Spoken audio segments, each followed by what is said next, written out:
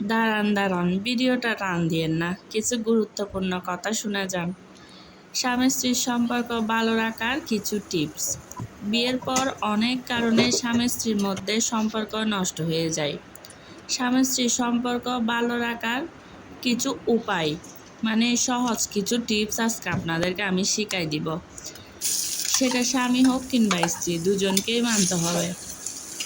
সেই টিপসগুলো হচ্ছে: স্ত্রীকে ঘুরতে নিয়ে যাবেন, মাঝে মাঝে সারপ্রাইজ দিবেন, স্ত্রীর কথার গুরুত্ব দিবেন, তারপর স্ত্রীকে ঘরের কাজে সাহায্য করবেন, স্ত্রীর সাথে সুন্দর সুন্দর কথা বলবেন, কাপড় চোপড় কিনে দিবেন, বাবার বাড়িতে ঘুরতে নিয়ে যাবেন, স্ত্রী যা বলবে তা মেনে নেবেন, শুনবেন। তাহলে দেখবেন সংসারে শান্তি আর শান্তি, সুখ আর সুখ। এই সুখ আপনাকে কেউ আটকাতে পারবে না। সুখের সাগরে শুধু বাসবেন আর স্ত্রীর কথা শুনেন নাই তো গেছে কপাল পুরা গেছে। যাই হোক, এই নিয়মগুলো যদি মেনে চলেন, আপনাদের সংসারে কখনো অশান্তি আসবে না। আমি আজকে দেখতেছেন রান্নাবান্না শুরু করে দিছি। আমি আজকে রান্না করব গরুর মগজ আর কলা দিয়ে ডাল, মুসুর ডাল দিয়ে। আমি এখানে মগজের মশলাগুলো কষাই নিছি। এখানে পেঁয়াজ, আদা, রসুন বাটা দিয়ে দিছি, এরপর জিরা বাটা দিছি, হলুদ, মরিচ, ধনিয়া গুঁড়া দিছি। এগুলা মানে ভালোভাবে আগে আমি কষাই ফেলছি।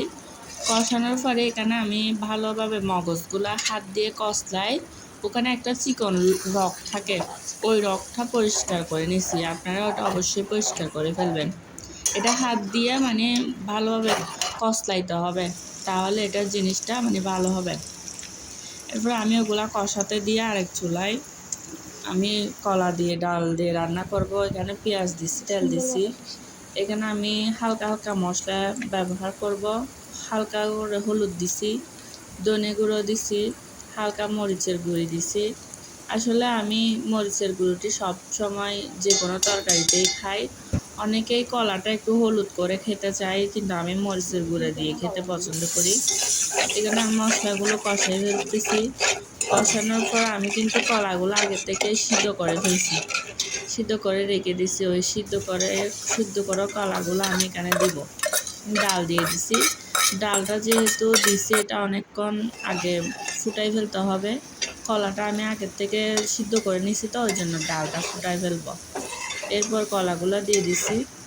কলাগুলো দিয়ে দেওয়ার পরে আর একটু করে পানি দিয়ে আমি এখানে মানে কিছুক্ষণ এটা সিদ্ধ করে নিব। দেখতেছেন ডালটা কিন্তু এখনও ভালোভাবে সিদ্ধ হয় নাই, এই জন্য আমি একটু পানি দিয়ে সিদ্ধ করে নিচ্ছি। ওইদিকে মগজ রান্নাটা প্রায় হয়ে গেছে, দেখেন কালারটা কি সুন্দর। এটা আর একটু পর আমি এটা নামাই ফেলবো। দেখছি এখানে আপনাদের ভাইয়াকে লবণ চেক করতে দিছি। আমি কখনোই তরকারি লবণ দেখি না, আমার ভালো লাগে না। আমি এমনিতে আন্দাজ করে দিই, এতটুকুতে হয়ে যায়। এদিকে কলাটাও হয়ে গেছে, দেখেন। এখন আমি এগুলো সব টেবিলে নিয়ে আসছি। কলা দিয়ে ডাল, এদিকে ভাত, আর এদিকে হচ্ছে মগজ। এখন দুপুর হয়ে গেছে, আমি আপনাদের ভাইয়াকে খেতে দিয়ে দিছি। ওকে বলতেছি খেয়ে দেখো তো কেমন হয়েছে। ওনাকে অনেক দিন পরে মানে গরুর মগজ খাচ্ছে। এই তো ওকে ভাত দিয়ে দিছি, কলাটা দিয়ে দিছি। এই খেয়ে বলতেছে অনেক মজা হয়েছে, অনেক মজা, ডাল দিয়ে কলা দিয়ে নাকি অনেক মজা। এরপরে হচ্ছে আমি নিজেও খাচ্ছি। এরপর এখানে আমি মগজ নিয়ে নিছি। মগজটা আমি খেয়ে দেখতেছি কেমন হয়েছে। আমিও অনেক দিন পরে খাচ্ছি। এই তো মাখাই খেতে অনেক ভালো লাগে। যাই হোক, আমাদের পেজটিকে অবশ্যই আপনারা ফলো করবেন।